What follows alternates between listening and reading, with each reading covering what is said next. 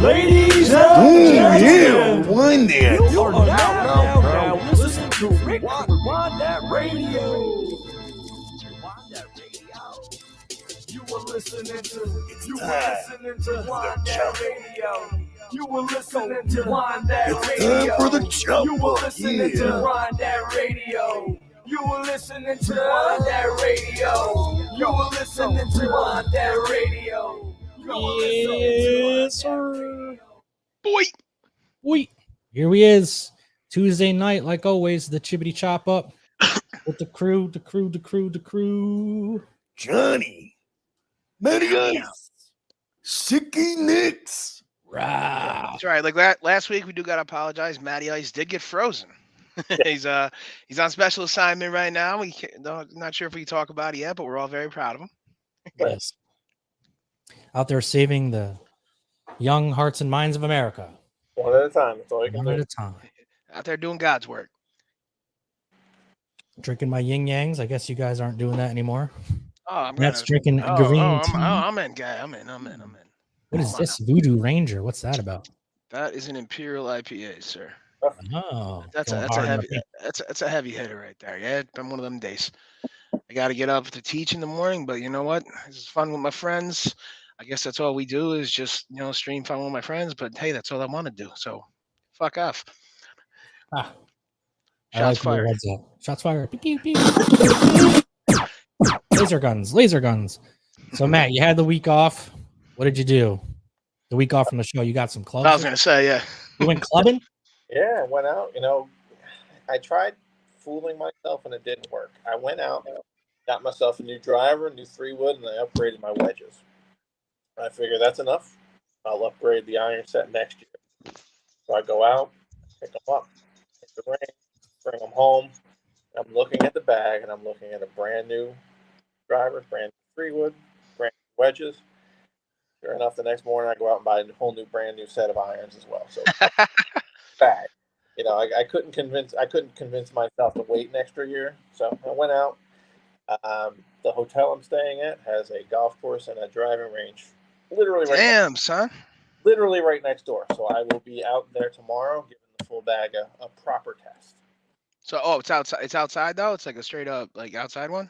Oh yeah. It's a shithole, but every driving range is the same. And then I've got my first round of the year scheduled for Sunday. Nice. Well, oddly enough, yeah, my cousin and a couple of people from this business actually went out last night.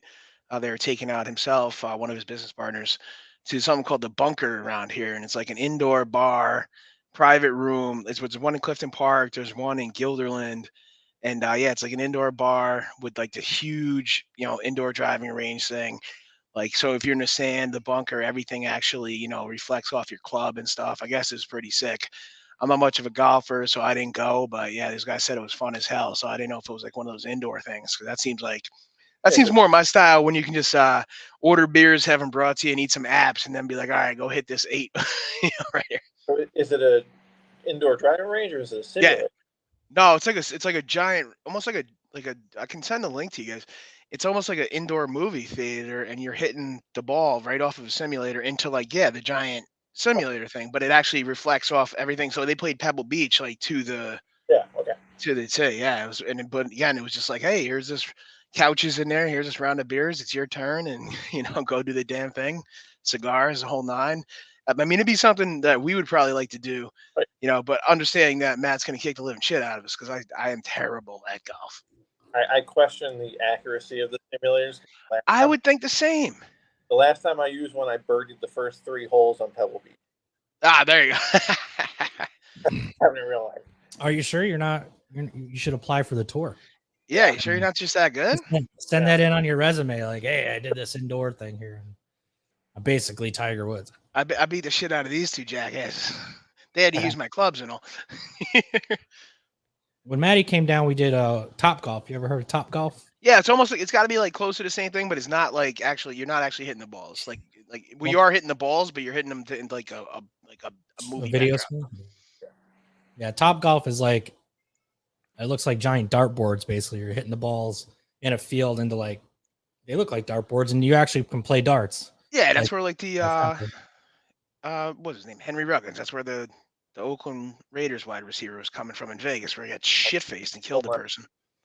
oh, well, I mean, that's a negative way Easy way to do it though, right? Like you sit there and like you're not actually walking the course, and everybody's like, "Hey, here's another vodka tonic. Go just hit this as hard as you can." And Yeah, I mean, basically, it's like playing mini golf with fucking the real ones, irons. yeah.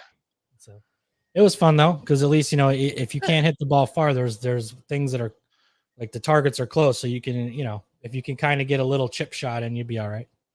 See, the thing is, I respect the skill of golf, and I respect everybody that like has a commitment to do it. Like it's definitely a niche thing. Again, like I love jujitsu. A lot of people don't understand it, but like at that point, like I'm on like hole 6 and I'm done. Kid's done. Kid's not doing 9. I'm not doing 18. I'll ride with you boys, and I'll judge you. But we're drinking beers at that point. Well, you're drinking beers the whole time, right, Matt? If you're playing golf and you're not drinking beers, you're doing it wrong. Well, no, but again, I'm just like, all right, at this point, I just generally, because I do so bad, and then it's just like, I just stop caring. I'm like, yeah, I don't want to hit this ball anymore. Yeah. Like, I want to see, I appreciate watching a person like yourself that has skill, but I'm like, I know I'm bad at this. I'm holding these guys back. I'll just ride around this golf cart and booze with them. I'll be more effective that way with my humor. Yeah, I'm not sure if I got punked, but when I worked at a restaurant like 5-6 years ago, the head chef he's big into golf. He's like, "Hey, let's go golf." And him and one of the bartenders, I'm like, "Yeah, I haven't played in years and years." And they're like, "Well, we'll borrow the owner's. I have the owner's spare set of clubs, or I have his clubs in my trunk. Just use them." And the owner's like, "Yeah, it's fine. Just don't break anything." I'm like, "All right, whatever." So like the third hole, I get up with a driver, and I'm like, I hit that ball square, and the head of the driver goes. Like all of a sudden you're like, this is semi lighter right now because it's very light. I'm guessing if it's that expensive. Like, to put into how big of a deal it was, this guy's wife is like one of the top amateur golfers in the country. yeah, that's an issue. Like she's won the women's championship twice. So this was like an $800 driver or something. And I snapped it. I'm like, oh god. Yeah. And he wasn't too pissed off. He's like, no, it's my backup. I was like, oh, okay, Jesus. Oh, you're back there. Now imagine when my monkey ass would do something like that. With that. Like, it's very I know my skill sets. Yeah, golf was always. We used to play a lot as kids. We used to go. Yeah, we did. The green over there at the Arsenal and stuff. Yeah. But yeah, I haven't played in so long. My brother plays a lot. I do like the cigar whiskey aspect of it. Yeah, it's very conducive to our particular vices. All right, where'd Johnny go? You got disconnected? That could be. So we got some football stuff going on. We got Joey coming back. You did not get to meet him last week. He'll be in a little bit. He runs a fishing tournament down here off Ocean Kayaks, which is very crazy. We need to talk some would say extreme. Extreme. It's called extreme. Well, you got a lot of football stuff you want to bring up. Let's bring up some of this crazy moves this year. It's like a bunch of kids playing Madden. It really is. Like that's the best way to put it. Just when you think it's over, another one happens. It's unreal. Anything like it. So what's been going on? Where's all this money coming from? Like they're just printing money. Sorry, it's not real. You're going McAfee on me.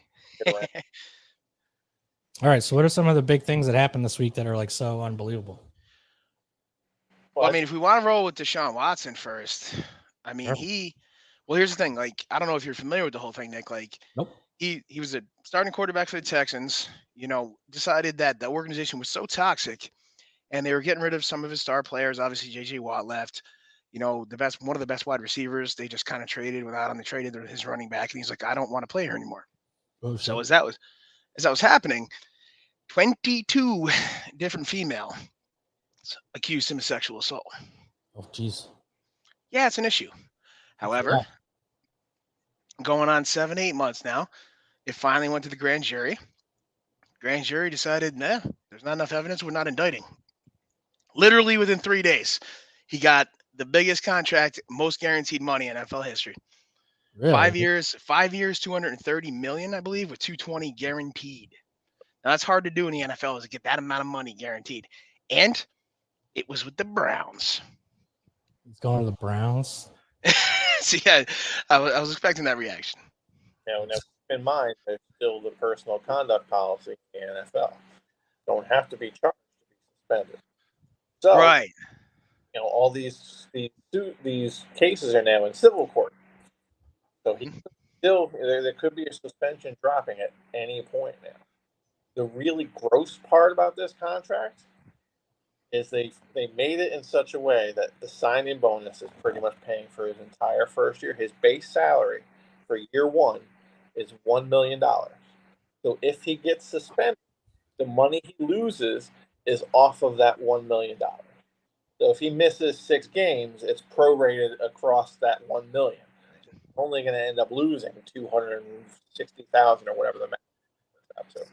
And that's what a lot of people were thinking as to why he signed with the Browns, because they were like, because the Falcons were a huge rumor because they were looking for a quarterback too, and obviously we know that after Matty Ice left there, that they needed one, so he was going to go there, and I guess the word is he was going to bring LeBron style, he was going to bring a couple people with him, Leonard Fournette, everything like that. But then when the money got like that, like Matt just said, that could be the main reason. A lot of people assume it is that why he picked the Browns. Maybe it's not the best, playing place, but he knows that, hey, this can still happen because the NFL has that conduct policy where it's like, it's not like other leagues like the NFL. I'm sorry, not like the NHL, NBA, or MLB. They decide, hey, did you violate this policy? Then you're gone. So it's like when they prorated it like that, it got really interesting going, okay, so you guys don't really care about morals. Again, and they didn't bring the charges against him. Well, they did bring charges. They just haven't gone to court. Yeah, but I mean, 22 people, that's a lot of people. That's a lot of people. And what it was is like, it's like all like the massage parlor type stuff, Nick. What's Like he'd be like, oh, put your hand here. And all of a sudden, at massage it's parlor? on old little Deshaun, that kind of stuff. The interesting part for me is they brought this thing to a grand jury. The phrase has always been, you can indict a ham sandwich. Ham sandwich, that's right, Bubba. Because the defense can't do anything. It's all the prosecution. Right, because it's just people. The fact that they couldn't get an indictment is curious. Very curious as to the point, is just any of this real? Because here's the thing, like a lot of people started to think that because he decided that he didn't want to play for the Texans anymore, that the Texans owners got a lot of big dick swing and could have created this whole thing against him to ruin his reputation, because he had a no trade clause and he has this. So it's like, all right, because he sat out the year. Like he wasn't suspended or anything yet. He just sat out the year saying, I don't want to play for you anymore because you're basically a toxic organization. So was this just created? And you don't want to obviously assume anything like that, I mean, I don't know. What are your guys' theories on this? Because it sounds very interesting. It is that these teams that were able to hop on that again. Now the NFL isn't, as we all know, we can talk about David Ajabu recently from Michigan, isn't always the most moral thing. It's like, what can we do now? Because Baker Mayfield had already decided after he heard that they were talking to Deshaun that he's out. So Baker Mayfield wants out of Cleveland. So he wasn't coming back anyway. So now they decided Deshaun. So like he wants to leave. So it's like they had to get somebody. But so are you willing to, like, there's certain organizations that said they will never sign him. Patriots, the Giants, Steelers, like those kind of what they call historical organizations were like, we don't care, we're not signing him. But to roll off of that, the greatest player in Giants history was Lawrence Taylor. And the Patriots don't. So it's like, it's weird how it's like, no, don't try to play that moral game. It's like a win is a win is a win in the NFL. So. But if the guy didn't play all year, like, is he worth picking up for that much money? Yes. He is? He's one of the best yet. Now, again, that much guaranteed, people are like, whoa, that was a lot. But yeah, Deshaun Watson is a game changer. And when you have that kind of skill, again, you overlook some certain things. Again, like I said, Lawrence Taylor is the best, in my opinion, the second best football player of all time. Obviously the best Giant. But it's like you overlook a lot of things with him. So, I mean, and these are just accusations. You don't know. Well, yeah. Do you guys think the Texans planted all this, like, as like a that way was to a get rid of him? that was a theory because he agreed, because he said he didn't want to play for them and he sat out, and then magically 22 of these things came out. Why wouldn't we have heard about this earlier? It's a lot of a lot of conjecture, but also, I mean, it raises thoughts. Yeah, like why stop at 10 or 15? Let's go to 22. Was his number 22? Because that would be ironic, right? Okay, so Yeah, to me, with 22 out there, there's got to be something. Right. Yeah. Questioning how much now that you can't get an invite. I mean, I don't know. I don't. Right? It's What so if, weird, what if right? like 5 of those massage parlors were legit rub and tugs? And That's the thing. That discredited all the other ones that weren't. And I guess I would say, to his credit, from the beginning, he said he was taking no deal. He's like, I am unapologetically, and obviously a lot of people recently have said this. He's like, I am unapologetically innocent of all this stuff. He's like, I'll go right to the grand jury. He's like, I did none of this. So yeah, so maybe it was a plot against. I mean, you roll the dice there with that though, because again, with the NFL, they can just be like, they have this thing where it's like a code of conduct with the league. So it's like, even though you may not have done this, these accusations brought bad press to the NFL, so they can just be like, yo, you're done right now. Yeah, that's what happened with Roethlisberger. Yes. Same thing. He had 2, got 6 games for it. Yeah, but he got charged. Like he got found guilty, didn't he? Never wasn't? convicted anything. No. I don't know. I barely watched. Now, football. again, do I think Big Ben at the time was a psychopath and may have cornered that girl in a bathroom? I'd say the possibilities are yeah, but I don't know. Who knows? God But knows. again, so him getting that kind of money, but then that kind of continued off of like a riff of stuff just going on in the NFL. So he chose to go there. Matt Ryan, former NFL MVP, Matty Ice, goes from the Falcons to the Colts. They trade him for a 6th-round draft pick. That's interesting. Or 3rd round, I'm sorry, 3rd round for him. 1 3rd-round draft pick. Now, what did they have another quarterback they're using? No, not yet. Well, they just went. Yeah, they just signed somebody now, but not at the time they didn't. So it's weird how people are moving around. Like, again, the Bills, like Mitch Trubisky went from being the backup on the number 2 draft pick for the Bears, like played as their starter, had some issues there, went to being a backup for the Bills, now signs with the Steelers. He's going to be their starting quarterback after Big Ben. But just to get back on Matty Ice, get rid of him, great. You're getting charged $40 million the salary cap next year. 40 dead space. For him to play for somebody else.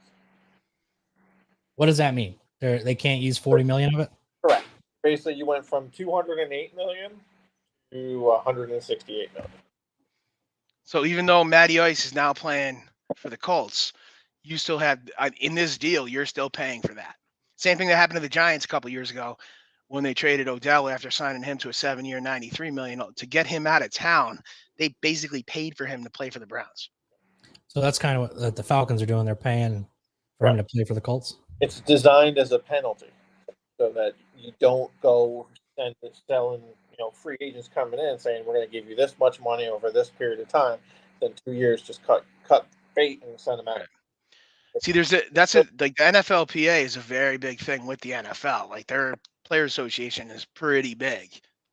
Gotcha. Like their union. And again, he's just kind of crazy stuff like that. A former NFL MVP, goes right from them to there.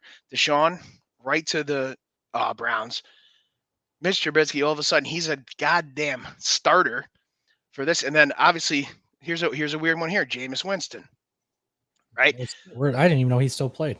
So, well, he was on the Saints, right? But they never re-signed him. So when he left Tampa, right, he signed a $1 million, I think it was 1 year, $1 million deal with the Saints. But the Saints didn't get any quarterbacks recently, right, in this whole shakeup. So now they just signed him to a 2-year, $28 million deal. And it's like, well, where did this come from, right? Like, these people are printing money. Like, it's definitely getting interesting. So basically, the Falcons paid the Colts $40 million plus Matt Ryan for a 3rd-round pick. Yeah. That sounds stupid. Like, why would they even do that? Right, it doesn't compute, right? Or even, Robert Brooks, who came from before Odell went to the Rams. Bobby Brooks, he was the captain of the team, wide receiver for the Rams with Cooper Kupp, but setting all this leaders, tears his ACL. He's shipped out of town for 1 6th-round pick. Now this isn't like 1974 anymore, where an ACL takes you out. Dude, you're back in 8 months. and Right. probably stronger. Right. So it's like weird how like all these things are just flying around. Like you never know what's going to happen next. Hell, like we talked about, all of a sudden a couple weeks ago, Tom Brady says I'm back. Now Leonard Fournette signs back with the Bucks. Everybody's like making these plays. So it's never been like that in like the NFL, really, even through the history of free agency. God, let alone the draft. So what do you think kind of set this all off? Brady coming back, or a lot of this happened before? You fall into the trap of when you go chasing someone, when you have someone already in the position. Right. That's what happened with Atlanta. That's what happened with Cleveland. They went chasing Deshaun Watson when they already have someone in that role. So now that person in that role knows they want to get rid of you. And Baker's a number 1 draft pick, so they're paying him money. Right. Why should I come back to you? Trade me. And then it just sets up a whole domino effect from there. I see. Like this is how, like even in the NFL though, that's how cutthroat it is, Nick. So here's an example that we haven't really talked about yet. So like so David Ajabo, he's gonna be a first-round draft pick out of Michigan, right? Okay. So they have the NFL Combine, and then each college has their own pro day.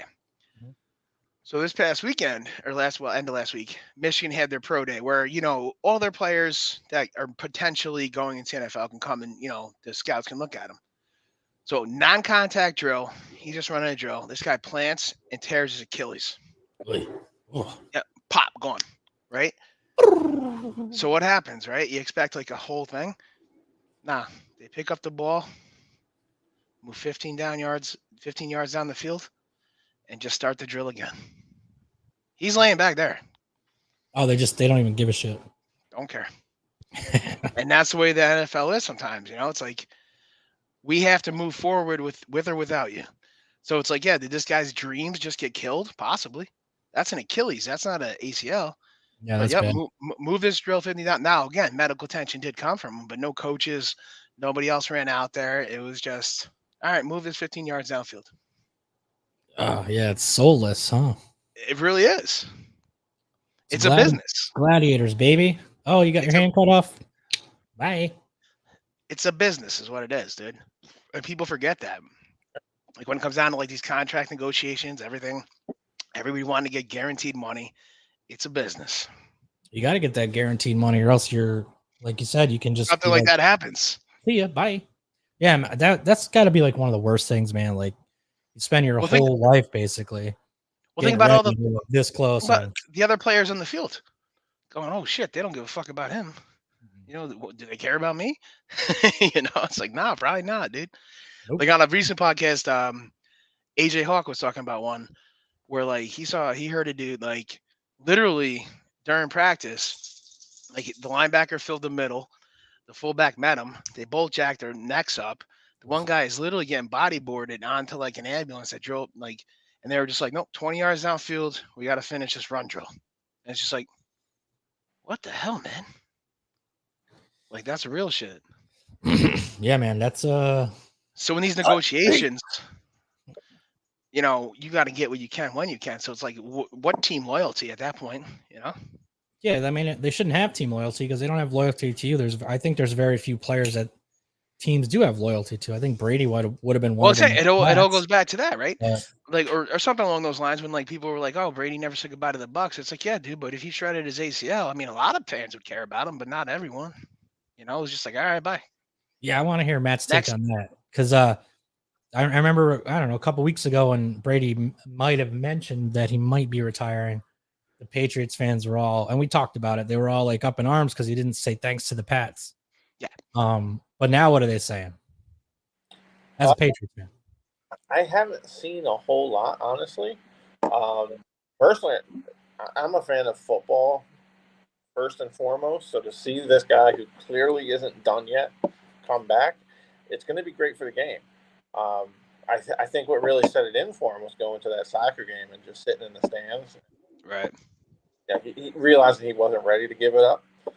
And like I said, he's still top of the game. I mean, his offense was number 1 in passing last year. He's not done. Top 5. I mean, he finished in top 5 for MVP, I believe, right? Yeah. Oh, yeah. Yeah. He's probably got another 2 years in him if he wants to. He might even have more. I mean, like, I'm not a huge football fan, but I watch it and I talk to you guys every day about it. It seems like, but by all accounts, from my memory, he's probably one of the least hit quarterbacks in NFL history. I would say. I remember when me and Matt used to live together, watch the games. Like, how many times is he even under pressure in the season? 2 games a year. He missed 2008, and that's it. Yeah, I remember the Chiefs. You're welcome. Fucking took him out in the first game, right? But you know, you never want to see anyone hurt. But I'm saying, like, as a quarterback, his line was always so good that he wasn't ever super rushed, which is why he was able to, like. Well, there's been a couple times when he was super rushed, cost him a couple trophies. What has he been playing 22 years though? That was called NASCAR. I would say, you know, you don't look at Tom Brady as a mobile quarterback. He's one of the most mobile quarterbacks I've ever seen. He's constantly moving around the pocket. He's not leaving. He manipulates the pocket. Yeah. But that's because he always has like a really good line, and that's something that I feel like Belichick always focuses on, right? But how he gets beat is Tommy does not like to get punched in the face, and the Giants proved that twice. Well, yeah, I mean that's always a discussion. Even when he was in Tampa, well, he's in Tampa Bay. But when they played the Chiefs, it's like in the Super Bowl, it's like if you hit him 2 or 3 times, the whole game changes. Well, look at it. You don't get to him. Look how much Patrick Mahomes ran around in that game. That's what changes everything, man. He had, like, I think it was like close to 300 yards behind the line rushing back and forth because they were just rushing his ass. So that's everything, right? I mean, but that's also kind of his style. But what I'm trying to say is, like, and I could be wrong. I'm a amateur observer, but any game I've watched where Brady has taken a couple hits, he has not done well. When you do it early, some quarterbacks, like say like Ben Roethlisberger, will get fucking plowed and get up the next set of downs and do fine. But Brady always seems like he's anything. I'm saying with that though, even with those 2 Giants wins right there, dude, it was literally one play from the Giants losing. That's how tough the guy is, you know. Yeah. You know, one, Roethlisberger's 260 pounds, so he's going to get up a lot. Yeah. Number 2 is it all depends where the pressure's coming from. Right. If you pressure in Brady's face or any quarterback's face for that matter, they're going to start. You know, the performance is going to start to slip. Well, that's what I'm thinking with this. When you said they traded this dude to the Browns, like, he's going to get pounded, and he's not going to be that great because the Browns are terrible, generally. I don't know. I think he could be good this year. Oh yeah, Deshaun is very, very mobile, so to speak. This has always been my contention with the Browns, and maybe it's because I'm more artistic, ART. I feel like if they like literally had like a color change and like gave themselves a better color uniform other than orange and brown, which is like depressing as far as art goes, that the team would actually be better. I mean, that's a good take. I mean, they made it to the AFC title game in like the late 80s, and then they literally done nothing since. They haven't been good since Belichick was their coach. Yeah, and they weren't good then either. Right. What I'm saying is, like, there's a psychology behind colors, which is why in marketing you don't ever see, like, you know, other than maybe UPS, a drab brown and orange helmet. Yeah, it's like depressing to look at. It doesn't inspire. It doesn't bring inspiration to you. But, like, you know, like when the Heat, for example, went the Miami or the Grand Theft Auto Vice City colors, it went wild. Like, people just showed up just because the colors were different. The court was different. You know what I'm saying? Like, yeah. So it's like a whole, like, a brand change could be huge. Well, I mean, even if you look at that, like the Lakers, if you go basketball, the Lakers are always always popular, and the Celtics with their green, doing that whole thing, you know. Yeah, that's a good mindset. I mean, even like look at the Patriots and the Giants; they have almost red, same white, and colors. blue. You know, Steelers, yellow and black, black and yellow, black and yellow. yeah, Wiz Khalifa, baby. What did the Browns in was leaving, and then going, then coming back. You know, when the year they left to go to Baltimore, best team in the Art Modell fucking done fucked some people. Then the announcement that they're moving to Baltimore, and they lost the fans. Yeah. They started losing. Because people were like, fuck these guys. Right. So the fact that they came back as the Browns and brought all those bad feelings with them, that's where they fucked up. I see. That and the fact they can't outside, I mean, even Baker's struggling with that. They can't seem to pick a quarterback, man. Yeah. Like they went Tim Couch number 2. They have all these quarterbacks, literally a laundry list of quarterbacks, and it's just like they just can't. Those like their drafting's been horrendous. Even when they got traded, 2 good players, Jarvis Landry and Odell Beckham Jr. Neither of them want to stay there. So now talk about who just got sent to the Broncos with like ridiculous. They got like 3 first-round draft picks. Russell Wilson just what did they get? Like 3 first round and 2 second and round or he's something? 34, 35 too, I think, right? He's not exactly a young chicken. I mean, he's got he should have he has 1, should have 2 Super Bowls, but that whole let Russ cook thing, I don't think that's real anymore, man. Especially when you're going to the Broncos. I mean, the Broncos are historically not a bad team, though, except for like the last couple years. Got a solid roster. Yeah, they do. That's fair. So I mean, we're not going to have them in the next couple years. Well, they're looking at so to even talk about that fact. Now, that's another place people are talking about Baker going is Seattle, because I mean they have Drew Lock right now, and that's it. I can't see Elway putting up with Baker though. Dude, Jimmy G wants out of San Francisco. That's where you would go. I just can't putting up with him. Where's he going to go, Jimmy G? I think he ends up. What? I think he ends up in Denver. Really? With Russell? Or no, I'm sorry, not Denver. Seattle? Seattle, yeah. Okay. But then you get into where you're trading a quarterback within the division. Right, and you're dependent on Trevor Lance. I do. It's wild. Now I got the Giants here rolling with DJ and then giving Tyrod Taylor a 2-year contract. I'm like, yeah, that ain't the best idea in my opinion. As we were just coming off this podcast last week, I was like, that's a lot of money for a backup. And we got to pick up DJ's 5th year, maybe. And, actually, well, to be fair, Tyrod Taylor, he's been oft injured. So last year he had 2 great games and then tore his ACL as the Houston Texans starting quarterback. And then tore his ACL. The year before that, he was starting over Justin Herbert. Literally week 1, they stabbed him. What? Well, the train, not literally, but yes, technically literally. He was getting an injection for his ribs, and the trainers literally missed it and just basically fucking stabbed him in the chest, punctured a lung. Jeez, really? Yeah. So he missed the whole, like, he was supposed to be starting over Justin Herbert. Now, Justin Herbert's amazing. It's probably always would have took it over. But it was like, this guy was, and then just, yep, here you go. They punctured his lung? Maybe they need to start trading on-field medical staff. Jesus Christ.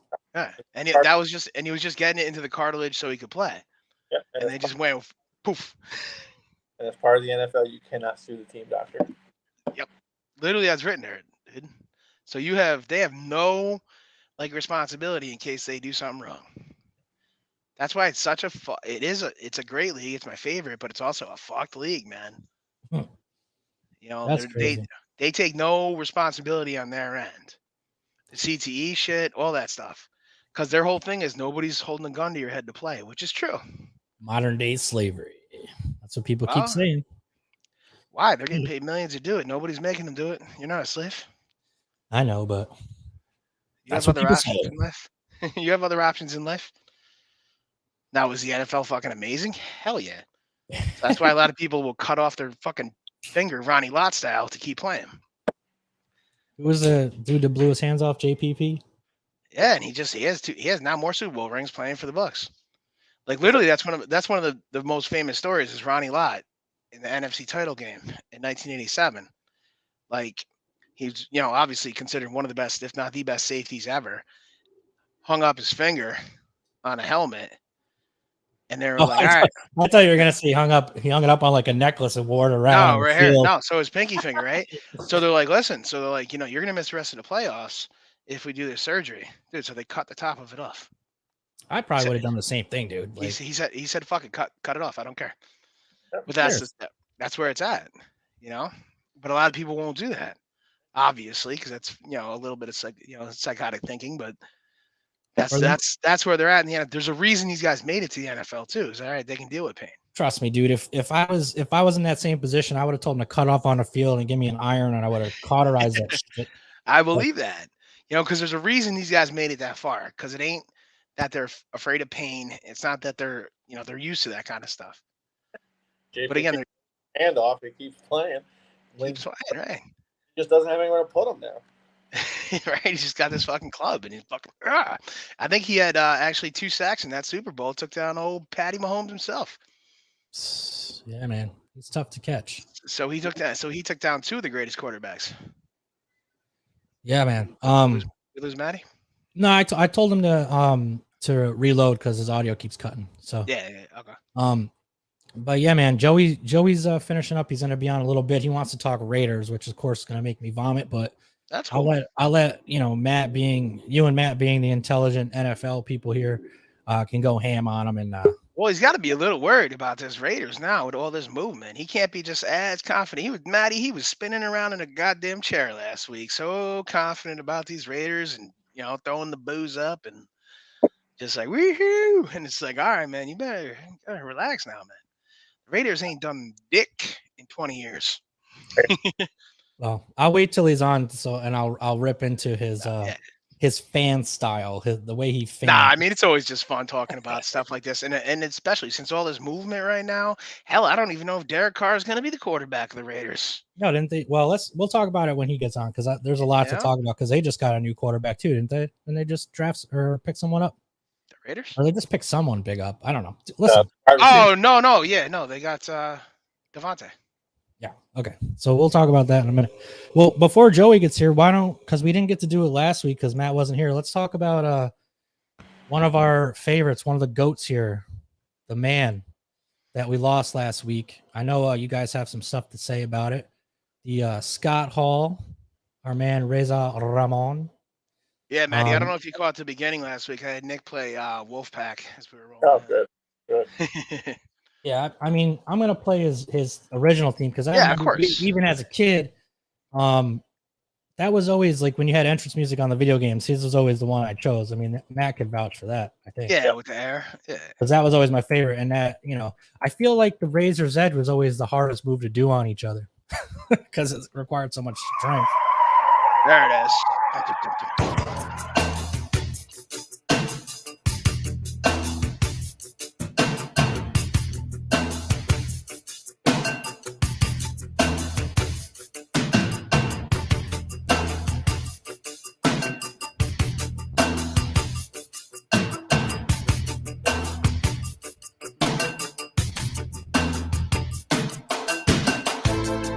Yeah, there it is.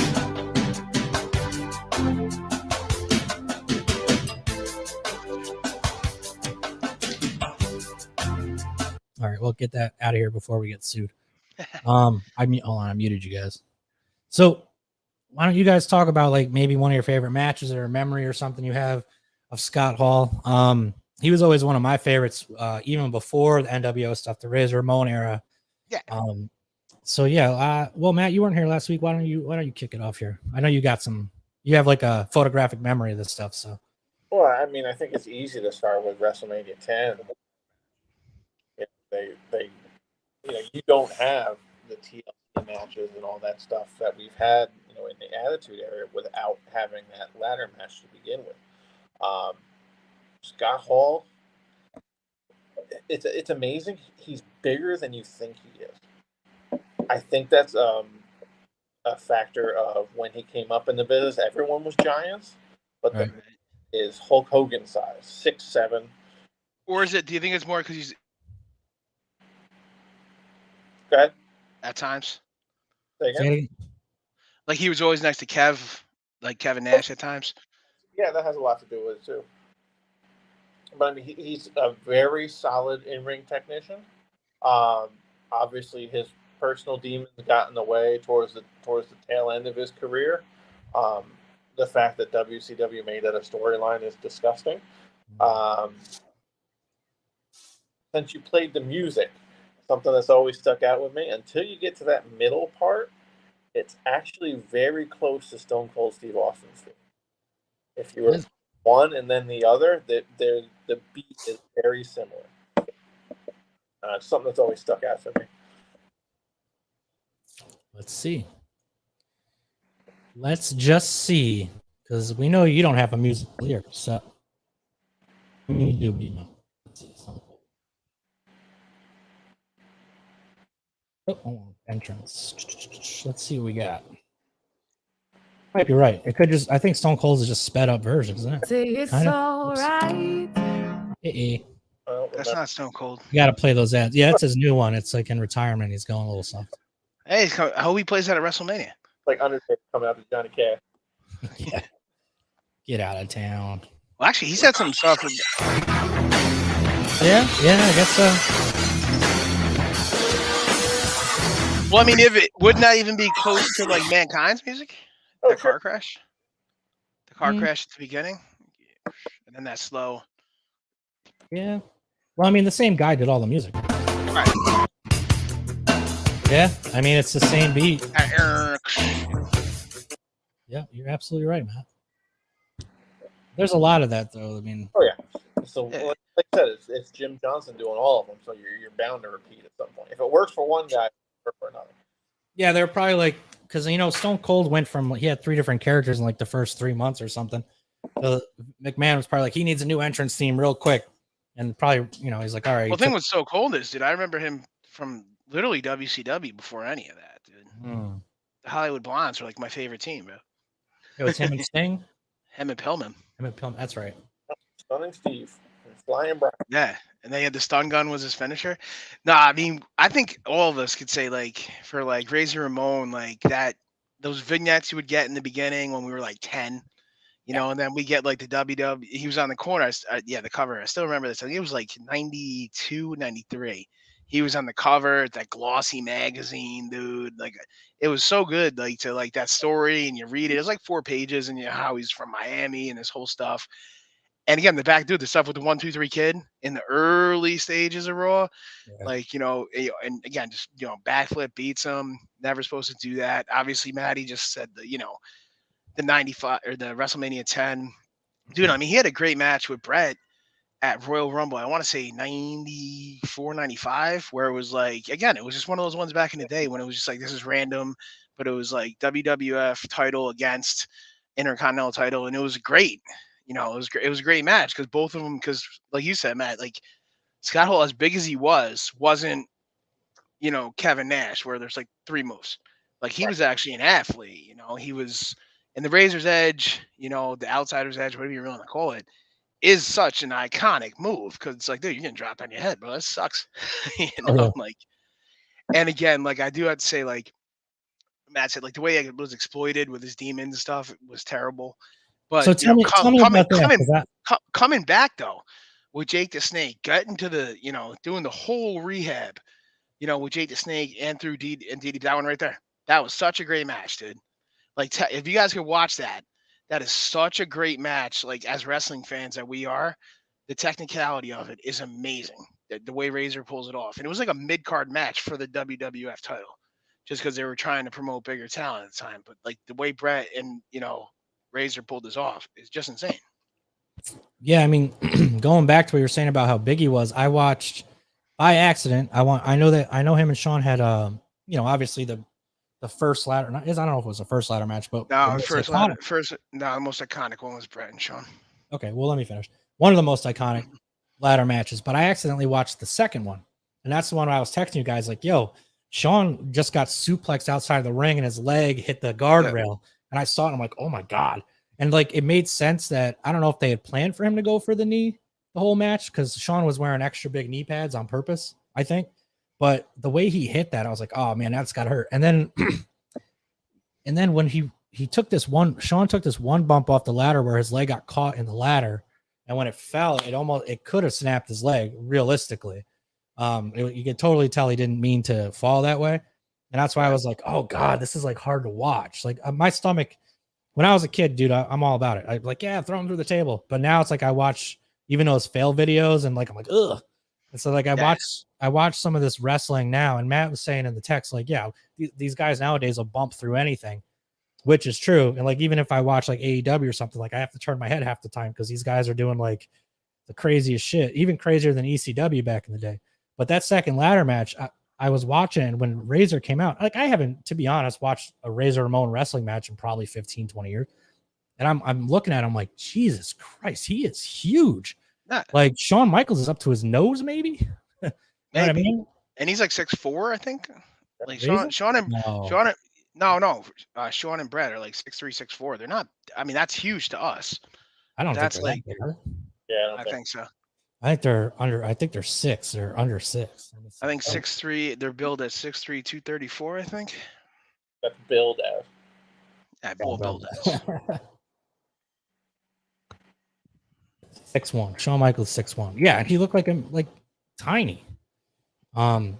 Yeah, but Razor was huge. I'm like looking at him like, geez, this guy's jacked.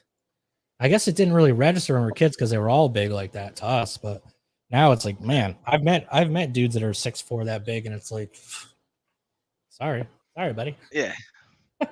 As opposed to like some people who are 6'7", and it's just like I'm looking up like, okay. Yeah, right. You guys are both in the 6s. Right? Yeah. Matty, you're what, 6'1"? Yep. So you're Shawn Michaels' height. Johnny, you're above that, right? 6'3"? 6'1", 6'2". No, I'm not 6. I'm definitely not 6'3". Yeah. What I'd give to be 6'3", 240. Build instead is of 5'11", 240. build is 6'4" in college. So imagine that. Oh, really? You got shorter? No, I got bigger. 6'4". They always did that to us in high school and college, dude. It's like, They I'm not just said 6'4". I'm not Yeah, 6'4". Never was. Yeah, of course. Yeah. You're always big, though. Big. More like an intimidation factor. Right.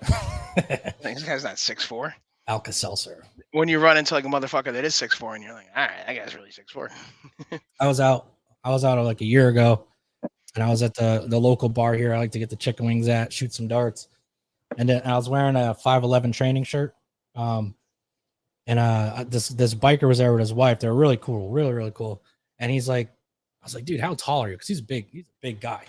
And he's like, oh, 6'3", blah blah blah. He's like, how tall are you? I'm like, 5'11". He goes, dude, give yourself an inch. Just tell everyone you're 6'4". Always say 6'4". I'm like, I don't want to be disingenuous. He's like, no one's gonna care, dude. Just say it. I'm like, all right. Just And like then people who are 5'7" say they're 5'10". Yeah. Right. So then we went bar hopping, and he introduced me to everyone as 5'11", which was hilarious because I had 5'11" written on the shirt too. So he's like, this is Nick. He's wearing 5'11". He's 5'11". He's not 6 foot. You're 5'11" now. I was like, well, that's funny because I'm 5'10" and a half probably. So I mean, even with Hall though, like he was again, even before like that's like almost 2 careers because like obviously when they came into WCW, that was like iconic. So I mean, he really had 2 Hall of Fame careers if you think about it. Well, As he was Razor inducted twice. Yeah. Right. He's one of the only people to do that. Matt, tell us about how WCW did this. Like I haven't heard this. How they exploited that. Oh, so yeah, I mean, he started having problems with alcohol. So they actually had him. They worked it into a storyline where he starts bringing drinks out to the matches with him. You know, stumbling all over the place, slurring his words. That made it. Yeah, same thing WWE did to Hawk. Right. Okay, that sucks, man. Yeah, I remember watching that the Jake the Snake Roberts documentary when he's on it, and it was sad, dude. He was in a wheelchair, he couldn't walk because the alcoholism got him so bad. And now same thing.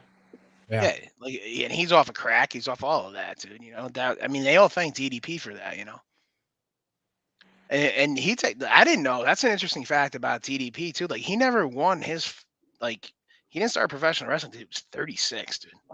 Oh, like older than that, right? Yeah, he was like 44. Yeah. Well, he was he was a manager for a bit, and then he actually became. Yeah, but I mean, still, that's like that is old for like a person who became so successful. You know. Yeah, he was driving the pink Cadillac for the hunky. Yeah. They're like 6, I think. Yeah, and then like he was like a manager for actually Nash. Like he was DDP, but then Nash was Vinny Vegas in like '91 in WCW. Like imagine if some of these guys never like caught on. Like you never had like Diesel, you never had like any of those guys to become like these iconic guys. Like what if Bret Hart just stayed as Cowboy Bret Hart in 1981? Riding a horse to the ring. Oh my God, let me look this up. Like that, and then finally, I guess he said like he had enough pull because of his dad to be like, dude, this is a terrible gimmick. Yeah. So it's like interesting some of this stuff, man. Like like actually, the Wizard, even Kevin Nash is what was he? He was like the Green Wizard or some shit. What was it? He was Oz. Oz, yes. Dude, that kind of shit, man. Imagine like they just kept you wouldn't have like the click, you wouldn't have any of it. Ah, see, yeah, it was like the dark blonde hair or light blonde hair, right? Holy shit, yeah, Oh, that this kind of is stuff. so bad. It is, right? Dude, that's how it was in the beginning, man. That was all because Oh, what's his name? TNT bought the rights to MGM.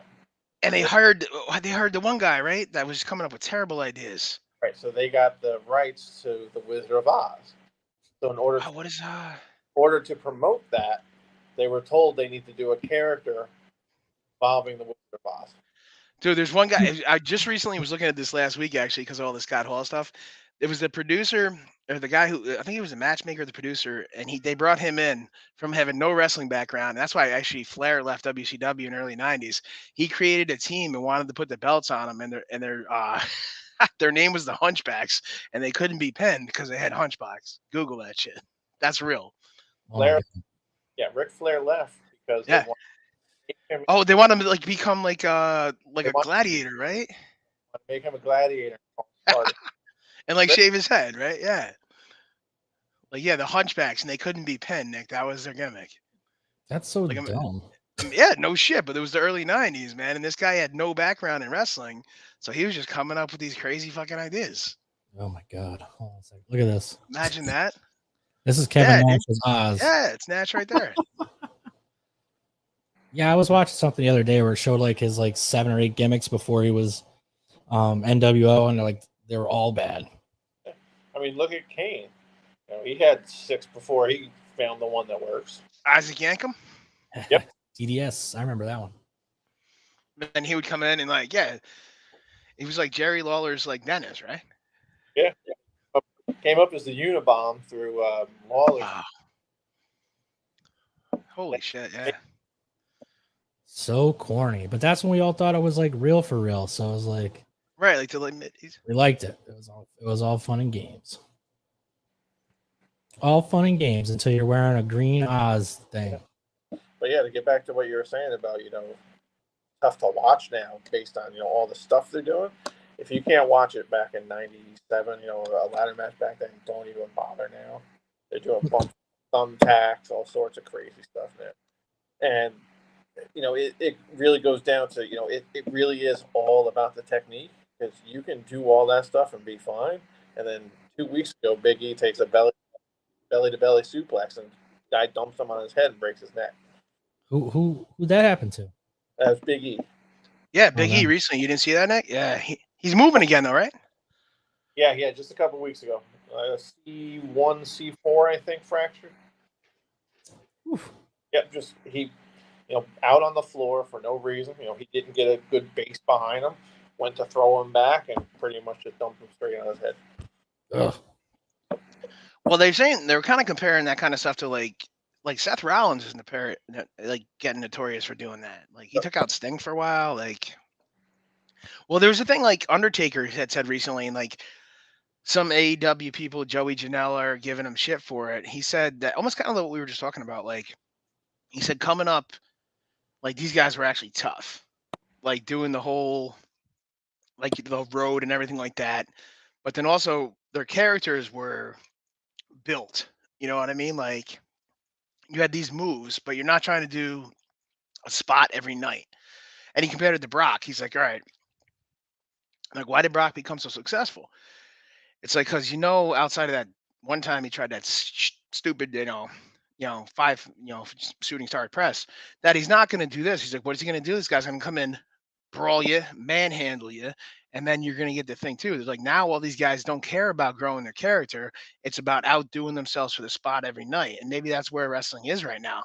But like Undertaker's like, maybe you guys should rethink that and like not do that every single show. Yeah. I mean, you watch a Young Bucks match and it's finish after finish after finish. Yeah. It takes away. Right. And that's what Undertaker's saying. It's like you do something like that. Like, if you do your finish 9 times in a match as the Young Bucks, why do you you're hitting out all these spots every single time that people get used to it? And it's just like, all right, well, now you're not impressing me anymore. It's like you guys got to save that for the actual, the money time. And that's what he's trying to, tell the younger guys. And it's just like, yeah, well, it's like, all right, well, it is a different time, but you're not going to get that money. Well, at this point, like they just keep firing everyone anyway, right? Like they have a full roster and they get rid of 80% of No, the we're dudes. talking about AEW. Well, they Like, did the yeah, same thing. They got rid of everyone too. AEW? Well, Didn't AEW. No, they're bringing everybody in, dude. Who am I thinking of? It's Oh, AEW. Ring of Honor, maybe. Maybe Ring of Honor. Yeah, AEW is bringing like everybody in Tell me more. Tell me more. to the point where they can't even like debut certain guys or even get like the right, character line for them because they're just rushing them right in, like Yeah. Andrade, all those guys, Oh. But meanwhile, WWE is running into WrestleMania with Kevin Owens and Stone Cold, Roman Reigns, Brock Lesnar again. It's like the matches. How many times can you guys work that good of a match? Because neither are really that technical. Like they're not going to be able to pull. Like we were just talking about, they're not going to be able to pull off that big spot. But neither of you is that technical to like pull off like a Brett and Shawn match. So it's like, how are you going to wow me? Yeah, I think it's just to get old heads like us to go and be like, hey, I saw them in 1995. Only thing that's pulling me in is McAfee, honestly. Yeah. Let's talk about that. And that has nothing to do with like the actual wrestling, Like, Diggity dog, yeah. So like why you don't said, we? Nick, Why don't we he's tell the electric. people? He's electric. He is electrifying. Let's talk about him for a minute. What a boss. Yeah. I don't know much about him. I watched his podcast a couple times. I know he used to play as a kicker for the Colts, all-star kicker, right? Pro Bowl kicker. Pro Bowler. Yep. Retired after his last Pro Bowl season at the age of 29. Yeah, good for him. And he just got like a giant contract, and he's been with for his show. Have us on, buddy. And then so he retired after his last Pro Bowl year at the age of 29, bet on himself, as he likes to call it, because he said like his dream was never to keep playing the NFL. Like he never played football growing up. He played soccer.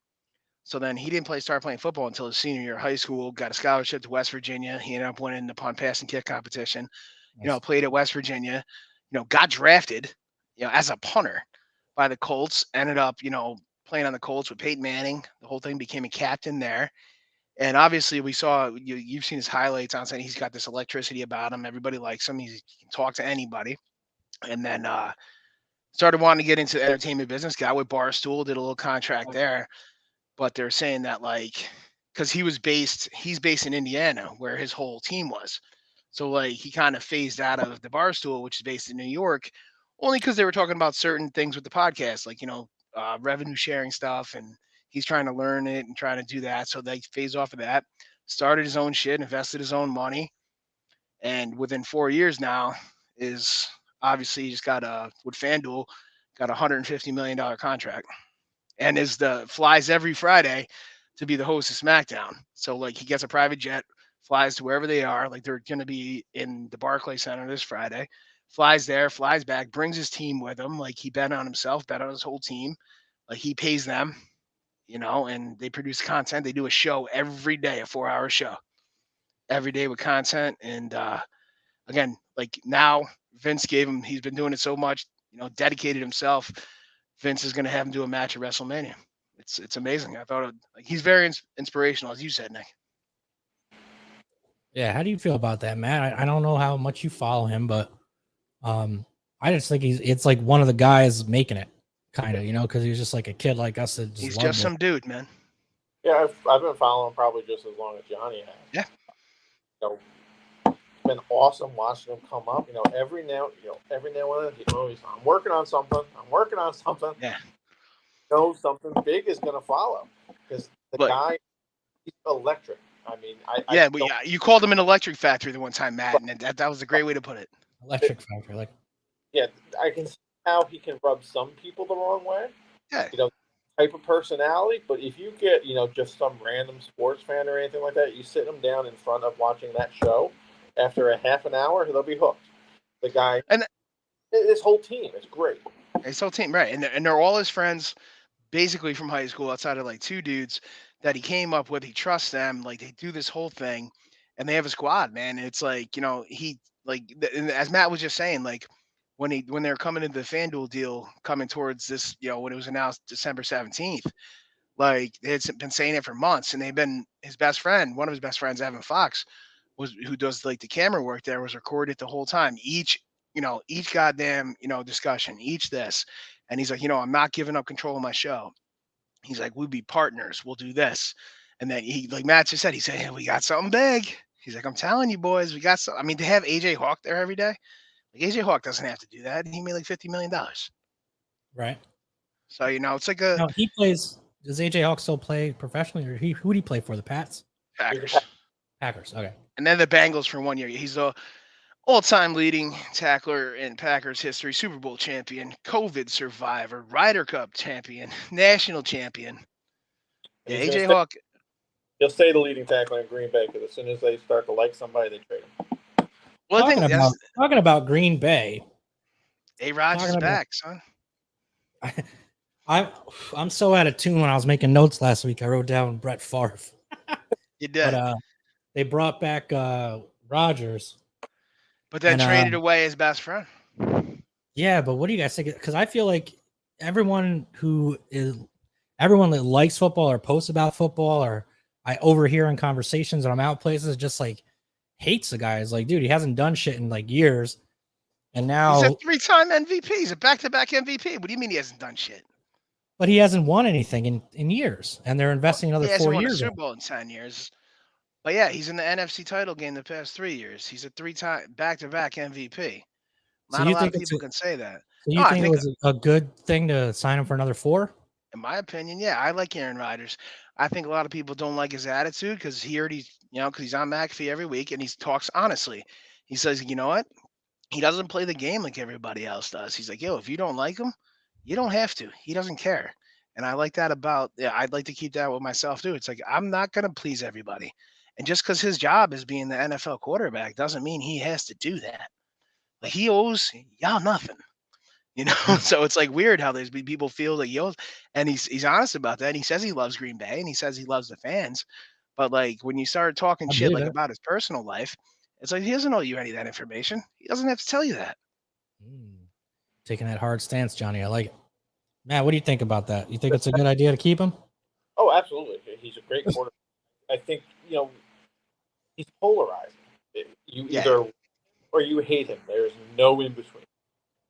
People get, the fact that he doesn't care what people think about him, he doesn't let people get those personal details about him, is why some people start to hate him, because they're so used to in the times that we live in, knowing what you want about somebody. And he doesn't allow it, so people can take offense to that. Then you bring in the political stuff at the same time. He's not afraid to share his opinion on stuff. Right. And unfortunately, again, the times we live in, it's either you agree with me or you're fucking wrong. Yeah. Well, I think I've never actually had a problem with him. I always liked watching Green Bay play because I like watching him play. I think he obviously is one of the best to ever do it. And I've always enjoyed watching him play. It's just like in the recent years, like I said, I overhear things. I'm no expert, as you know.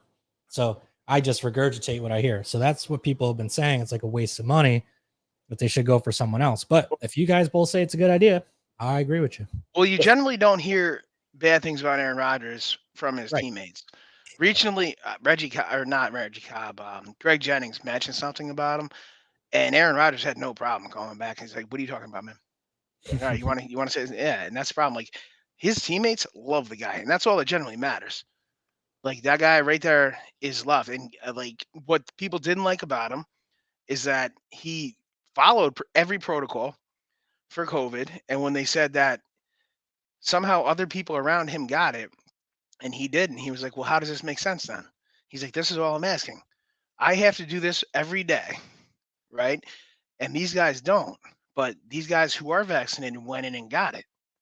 They tested positive inside. He's like, I didn't. He's like, I want to know, how did these vaccinated people? He's like, that's all I'm saying. And he never, again, like, did he use a weird term? Sure he did. But, and is he an odd fella? Of course he is, but I consider myself an odd fella. So like, he doesn't, like, when you stop producing on the field, then get rid of him. If your teammates start hating you, then get rid of him. You know what he did? Win another MVP last year. The fact that Rodgers hasn't won a Super Bowl in 10 years is a problem. It's not an indictment against Rodgers. It's an indictment against the front office because they haven't taken advantage of the window that Rodgers has. Watch this question, Nick. Hey, Matt, when's the last time the Green Bay Packers drafted an offensive player in the first round? They haven't done it in 15 years except for Brett Favre or for Aaron Rodgers' replacement. Say that again. 15 years. In the last 15 years, they've chosen a offensive skill position in the first round once, and that was for Aaron Rodgers' replacement. Yeah, I'll be over here, Nick. So that means that as their first round draft pick, they've never given him first round talent ever, except for one guy, Jordan Love, who they drafted at number 29 because, oh, that's right, they got to the fucking NFC title game again to be in that position, and they drafted a quarterback to replace him. You know what that dude did? Eat dick. So it's like now you're pissing him off because it's like you're moving all this around. He's like, oh, well, I'm sorry, did I just have another MVP season? Hey, can I get some help where I'm not throwing to like my running back to be my second highest receiving on the team? It's interesting. You were reading my mind because that's exactly what I was. That is interesting. They can hate him, but wouldn't you get frustrated too, bro? Well, yeah. I mean, it sounds kind of counterintuitive to have one of the best the best player in the league, obviously, if he keeps winning MVP and not giving him any help. And that's kind of like. So how does he keep doing that then? Well, because he's damn good. He's damn good. Fall into that trap because he's done it with lesser players before. Right. So imagine he put some talent around him. You bring in for instance, this past year, the Rams straight up brought in OBJ. They had Cooper Kupp. They brought in Von Miller to be on the defensive line with Aaron Donald. Hell, imagine the Packers did that for Aaron Rodgers. Well, they better do something because they only got 4 years left of him. Well, dude, that doesn't mean he can just walk away anytime he wants, which he might do. That's the thing. And he has that mindset too. He's done. When he was talking about dude, that's why it's this McAfee podcast is amazing. And I don't know how he gets people to do it. I don't know if you saw the ones recently, Matt. He had the GM of the Browns on there. I'm sorry, the Bills. Just speaking openly. Like a GM would never do. He gets Aaron Rodgers to do that for 45 minutes to an hour every Tuesday. And it's polarizing, like you said, because there's never a time when another NFL quarterback does that, even Tom Brady, the Manning brothers, when they do that stuff, they're being paid to come in and do that by a network, and they have certain lines they won't cross. Aaron Rodgers has straight up said, hey, this is me. I like these guys. I'll come and have a straight up conversation with them every Tuesday. Yep. Yeah, that's what you got. He's just got that. He's somebody you want to talk to. Yeah, 100%.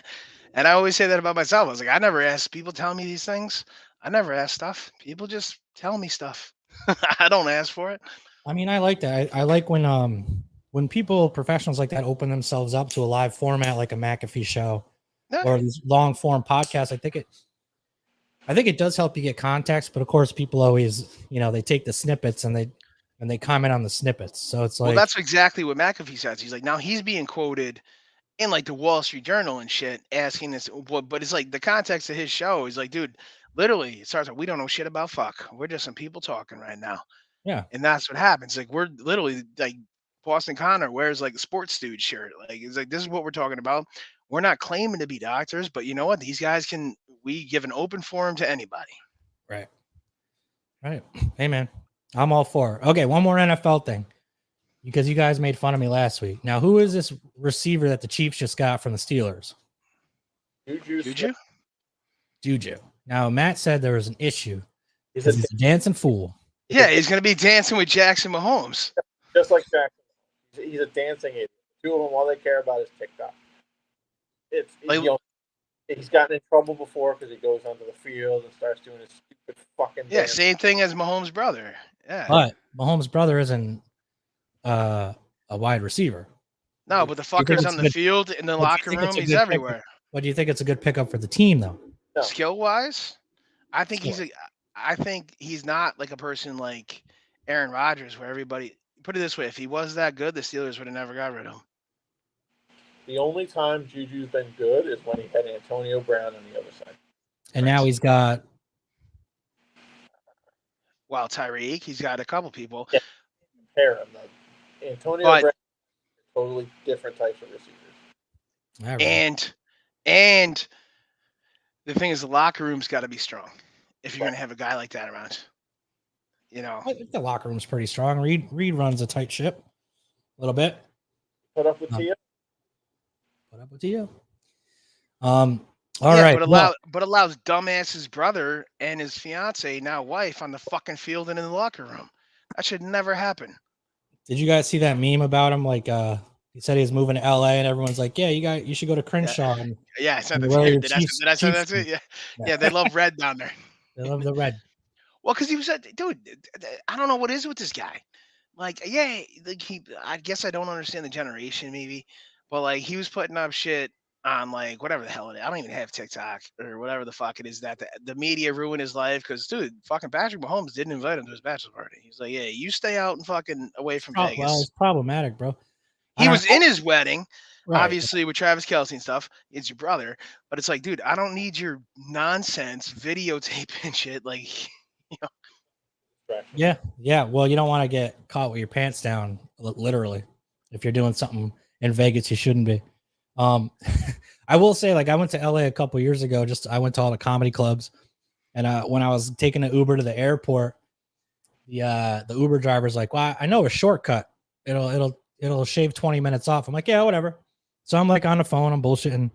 And we drive by the donut shop, whatever it was with the big donut. Yeah. And I'm like, oh, that was an Iron Man, cool. And he's like, yeah. And like the next street we drove by was Crenshaw. You're fucked. Yeah, you're Crenshaw Boulevard. Where? Yeah. I go, where are we?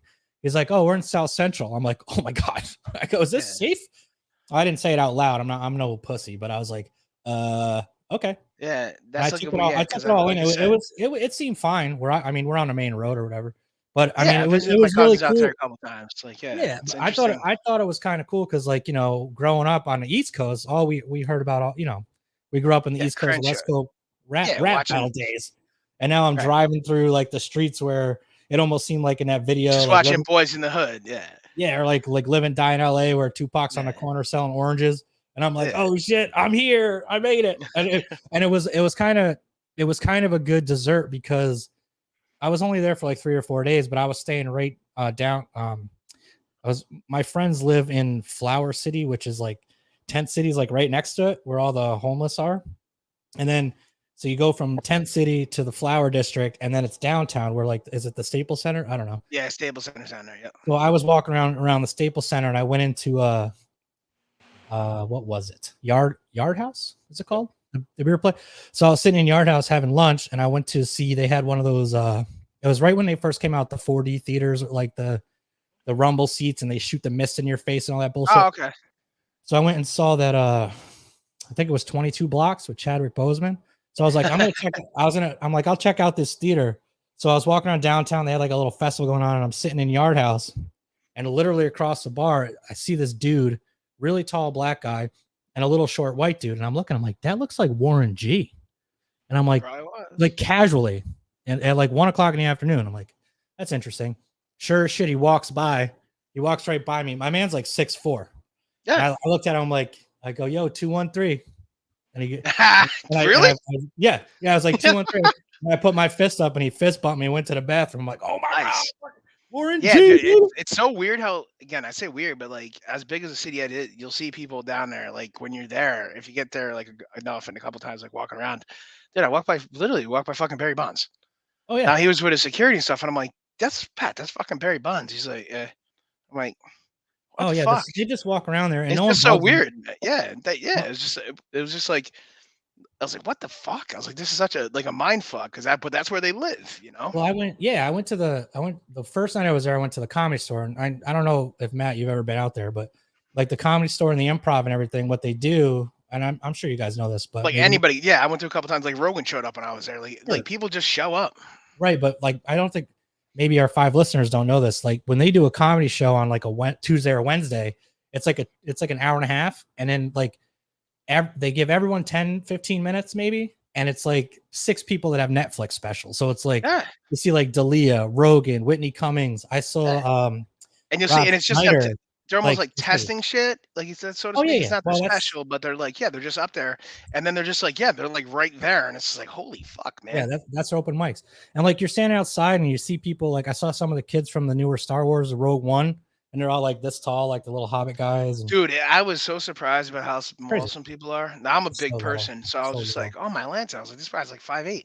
Mhm. Like, what the fuck, man? Like They're even some all fighters, like when I went to a couple shows like MMA fights, and it's just like, this guy is super small. I was like, well, yeah, Johnny fights in the 155 division. It's like, oh yeah, but yeah, on yeah, TV, you think they're like fucking that was as big. 150.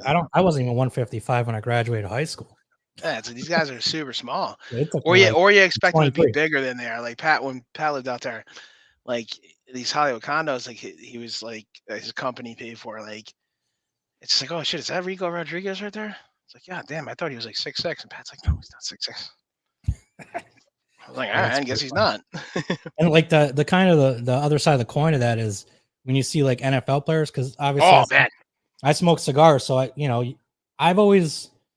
haven't really always smoked cigars, but like since COVID, I started getting more into it. So I go to a lot of cigar bars. Anytime I go to a new city, I go to a cigar bar. And sure as shit, especially around here, because I'm 20 minutes from Miami, so there's a ton Yeah. of ex-football players that retire here. I'll go in a cigar bar. I'll be sitting next their to a guy. hand is just as big, right? Yeah, and I'm like this. Like I think I sent you a picture or a video of one of the guys who used to play on the Giants was sitting next to me, Yeah. and he's just like talking shit, and he's like, oh, of course I run my mouth, and he was like, oh, he's buying me shots and stuff, and these guys are like 6'4", They're massive. 200 pounds, and they're just like, yeah, we're doing a barbecue at the house if you want to stop by. We just spent like $3,000 on ribs. We're And having then it's rib like, cook-off. what I'm like, the fuck? yeah, dude, I'm in. Here you go. Right. Here's It's my like real estate card. like when you see the size of these guys, it really is that crazy. Even like when these guys, when we were in high school, Like you're not human beings. and these guys would come to U Albany and shit, like, and because of football, like we would be down there. Fitz was a coach at U Albany at the time. Like we'd be able to go down and just like, okay, we're not big at all. Oh, Like, no. these guys are moving mountains. No, I remember when my dad lived here. He lived across the street from this pizza place, and it's the one that Marino has steak in. Oh, okay. Anthony's Coal Fire, And he's got to be huge. That's what my dad said. He goes, everyone down here thinks Dan Marino's a dick. He's always a dickhead to fans. And my dad's like, yeah, my dad's almost, he's blissfully ignorant too. But he's like, I was just sitting there drinking a beer at the bar, and Marino's standing next to me, and I'm like, hey, you're Dan Marino. And he's like, yeah. And he's like, my dad he goes, I sat there and talked to him for like 10 minutes. He's the nicest guy. And he's like, Well, some people will do that, man. Yeah, Like if you just talk to him, yeah. My dad used to be taller than me. He used to be like 6'1", I think. Right. And he's like, yeah, Marino's like, I'm like, really? He's like, yeah, he's a tall guy. So nice though. He autographed this napkin. I'm like, dude, what are you fucking 13? Seeing the new kids on the block, you get Dan Marino to autograph a napkin. But sure as shit, he did. He had a couple runs when I was back running the movie theater because Giants came in for you all. Yeah, there you go. Ellis Bennett was in there every single day. He's a fucking monster. And then working, I'm running the box office one night. I walk out from the office to the box office where my employees are working. I stare out. All I see is chest. Yeah. Fucking. Dude, the size of these guys is fucking incredible, man. Yeah, it's not surprising me that they're like, I think I stand next to a lot of people and I'm like, these people are small. And then I see anyone over 6, anyone taller than me, I'm like, God, I'm a little. Well, even when I got to school, I'm a little 5'11", 240. I'll tell you that much. Like even when I got to school, like I ran into one guy, like I said, had a cup of coffee with the Jets, and Juwan Jackson, he was our center, and it's like he was 6'3", I think he was 6'3", 290, but just a massive put together, gentleman from Paramus, New Jersey, I believe, and like he ended up playing a little bit for the Jets, and it was just like, but he could also run like something crazy, like a 4.8. And it's like, dude, we just be like, dude, something that big should not be moving that fast. And that's just at just like, again, a 1AA school. So imagine what these sons of bitches at Ohio State are doing. Yeah, you know, like it was just like, holy shit, man. Yeah, Jordan Davis in the combine, 6'7". Dude, that's insane. Unbelievable. You ran a 4.8. Yeah, that's wild. I was like, about to ask about that. That's not even fair, dude. What that guy, like, that's not fair. Dropped to 21. He ain't going to 21 now. No. Oh man. But it is weird with the stuff like the draft as we go there. So obviously there's the combine and then there's the pro days for each school. Magically, what's his name there from Pittsburgh? Kenny Pickett. His hands grew an inch and a half. Don't know how that happens. And that's the funny part of the whole draft. You know, draft picks are great, but if you don't know how to select them, not going to So do like it. so like quarterback's hand size is huge, Nick. Obviously gripping the ball. Mm-hmm. So his hand size measured at 8.5, which is the smallest ever. Nobody's actually been successful in the history of the NFL at 8.5. Now that was a month ago. Now, mind you, now Pittsburgh is doing their own pro day, and his hands measure at almost 10 inches.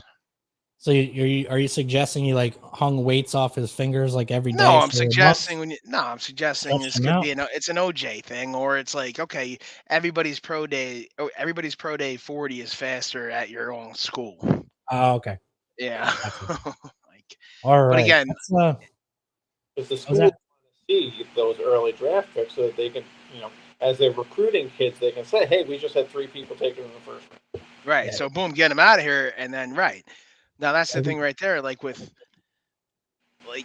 that guy could end up being a bust, and most likely will, in my opinion. But like, it's not a quarterback heavy draft, so it's like O-line and D-line are going to dominate this draft. Well, I'm gonna know more about this draft than any draft in history because we talk about football every week. So, well, that's what you wanted, guy. I'll talk about whatever the hell you want. hey Yeah, man, boss. it's cool. It's exciting because like I told you guys before, my nephew's like 6'4", 280. And it's also not just football either, but we talk about the business side of it as well, right? Yeah, I mean that's what interests me. Yeah, heck But yeah. it's more exciting now because we've talked about on the show before. Like my little nephew. Yeah, I was gonna say you're My little. nephew's like 17 and he's I think he's 6'4", 280. And he's being looked at by D2 schools, which is I think pretty good. Coming out of Bama, heck yeah, dude. And he's been a starter since he was in 8th grade. So there you go. So now it's like I'm learning more about the context of the game. So like when I talk to him about stuff, I don't sound like just a dopey uncle. But which I still am, but that's okay. All right, so I got this little video clip, and then we're gonna get into the 10-minute drill here. Ready?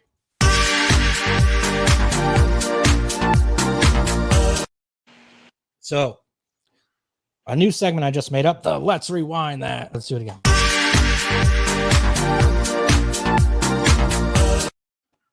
All right, so last week we had Joe on. Joe Hector, the CEO and president of Extreme Kayak Fishing Tournament. And Matt was supposed to be here, but Matt had technical difficulties. This week, Joe was supposed to be here so they could do their heads up versus Patriots versus Raiders, tuck rule, bullshit, blah, blah, blah. Joe had to work. So this is the pitch. Next week. Joe versus Matt. And the heads up. Matt, this is your time to shine. This is your one and only chance to cut your promo for next week's Heads Up. I mean, Put you on the spot. Not the first time I've had to deal with a whiny. Matty Ice. I mean, you're a Raiders fan. You're going to be whiny to begin with. I don't understand the whole thing. This thing was fucking 2001. I think the fact that they scored 13 points unanswered probably had a bigger effect on who won that game. The fact that they passed for 160 yards in that game probably played a lot into it. The biggest thing is, don't let yourself get into a position where one call can swing the game. Maybe go out there and actually score some points. Maybe go out there and stop them. They still had to kick this field goal. They still had to go down the field in overtime. They had plenty of times to stop them. I distinctly remember a punt trying to pin the Patriots back. They have a guy standing at the 5-yard line watching the ball as it rolls into the end zone. You can't win games like that when you're executing that poorly. You can tune in for a debate next week if you want. I wouldn't carve out too much time because it's going to be over pretty early. Hot take. Hot take. Diggity dog. Yeah. Dig it. It's gonna be some fireworks. We're gonna have to That sounds like to me somebody saying execution versus excuses. Hey, So this is good. So me and Johnny are gonna powwow about this week. We're gonna come up with maybe like four or five rounds maybe that they could verse each other in, different things they could talk about against, and like let's see who wins the argument. And it doesn't have to necessarily be about that game specifically, because I'm sure other things will come up. But Well, then he's gonna get buried. well, Other than that one game, you might as well just give me all the points now and save ourselves the time. but it'll be so much fun watching Joey struggle. But the thing with him is he's a master at deflecting, and it's gonna be super annoying and it's gonna be hilarious. So I can't wait. Yeah, but when Mac just holds up those rings, there's no deflecting. Yeah, I'm sure Joey will have like a deflated football or something. I don't know, but we'll see. Dude, I don't know if you watched, man. Holy shit, the Raiders shit this guy has at his house. I was fucking like, whoa. Well, when we were in college, he was my college roommate. It was obviously I was a Chiefs fan, not really that into it, but it was a fun couple years because Joey he still does. He has a little Raiders tattoo. Like I got giant shit, but I was like, what the hell is this guy bringing out? Yeah, my man's got a Raiders tattoo that's like this big. Our other roommate grew up in Denver, and then our fourth roommate was a Raiders fan. So it was a fun couple of years because we were always now like, Joe is from New Jersey, yeah? Yeah, he's from How'd he pull the Raiders out of his ass? I think maybe his grandfather was a Raiders fan or something. His father's a diehard Giants fan. So had season tickets for. Yeah, no, he talks years, about it. Yeah, so. no, the Raiders were historic when like his grandfather would have been around. So yeah. Yeah, and I think that's what it was when he was a kid. His uncle. He'll tell you about. I just know he's super annoying, and he's at. You can't watch a football game with him because if they drop a pass, you would think someone kicked his dog. Like it's ironic that he grew up as a Raiders fan because of his grandfather. Because that's the last time they were good. He ain't wrong. Oh, that's a good sentiment to go to the final thoughts. All right, final thoughts, Johnny Balls. You're on the spot. Johnny Balls, yeah, dig it. Final thoughts. Final thoughts. I thought we came in this episode expecting a little different. I think we pulled it together nicely. A lot of NFL talk. I know Nick's not big about that, but it was just opinion wise and just stuff that you haven't really seen yet in the NFL with like stuff that's moving around like that. Kind of makes you think these guys are just printing money. What the heck's going on there? But I thought we pulled off a great show. Really looking forward to Matty and Joe next week. I think it's gonna be funny. I will be pressing buttons on everyone, so I'm gonna do my best to make sure it's hilarious. There you go. All right, I'll go next so Matt can have the final word because I think it's only appropriate. Yeah, you know what? I like I said, one of the common themes here. Now I'm stutter stepping a little bit. One of the common themes on our show is that I don't really follow the NFL like you guys do, but like John always likes to say, I like to learn, and I appreciate that you guys talk about the business side of it because I do like that aspect of it where there's a little deception. They're moving money around, they're taking advantage of people. It's like it's very billionaires or something like that.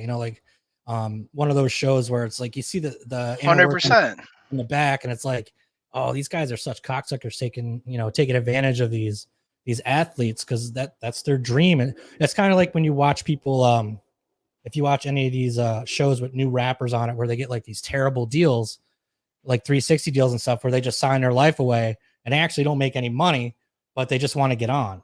It's like, I think even Snoop Dogg said like for the first 10 years or something, he only got paid when he did shows. Like he didn't even make any money on his records. Now he owns Death Row. So, I mean, goes full circle.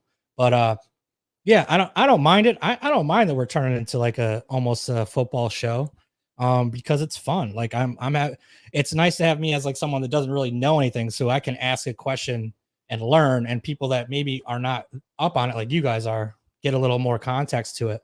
And it's fun. Anyway, so I don't have anything inspiring to say, but Matt? Yeah, if you're coming from me for inspirational stuff, you're going to be sorely disappointed. I know that. Oh, I know that. Yeah. I will say, touching on, the NFL and McAfee, and then getting into WrestleMania in 2 weeks, this is as much for Nick as it is for all the listeners out there. if you do one thing this week, go look up the couple matches that McAfee has had. Watch those. You're going to be really impressed with the dedication that this guy has. He's not going to go into WrestleMania and just do something just to do it. I expect him to actually steal the show. The dedication that this guy has. He's not going to go into WrestleMania and just do something just to do it. I expect him to actually. Hey, oops. I'm not sure if that was me or if someone else was like. Oh, you're good. Okay. So yeah, homework assignment is go watch those matches. All right, watch the matches, and then as a goodbye, let's see here. Check out his dream video too. It's really good. About 6 minutes long. Hold on 1 second. I want to do this one last thing. Same thing we did last week. Work can be complicated. Asana Not makes this. it simple. It's the only. We're working on the production side of it. Work can be complicated. She's not wrong. What is it? Work can be complicated. She's not wrong. That's true. I mean, when you get down to brass tacks. All right, everybody. R.I.P. Scott Hall, man. Not no mercy, see the rings like the street. If you don't know, you better find out the war back. It'll prove a point. Number one, just believe that you don't want to taste with them. Brother, You got the coming to ring with them, you never walk in that. So you're back on the war back. Don't turn your back on the war back. Ladies and gentlemen, Don't turn your back on the war back. Rewind that radio. Don't turn your back on the war back. You were listening to. Have a good week, everybody. Rewind that radio.